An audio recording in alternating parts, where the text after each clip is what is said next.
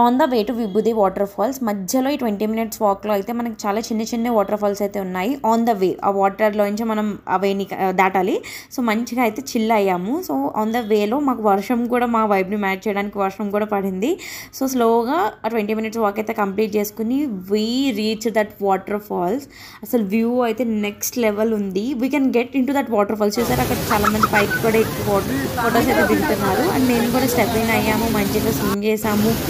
కానీ డెప్త్ అయితే ఇంకా అరుపులే మామూలుగా లేదు అసలు. ఆ ఫ్లో అంతా కూడా చాలా గట్టిగా ఉంది. ఫ్లో మంచిగా అయితే చిల్ అయ్యాము. ఒక 1 hour వాటర్లో అయితే ఉన్నాము. And coming back on the way we found this కుట్టి కిరాణా షాప్. చాలా minimal things like biscuit packet, this Maggi, ice creams, drinks అవన్నీ ఉన్నాయి. ఆంటీ వైబ్ అయితే నెక్స్ట్ లెవెల్ ఉంది.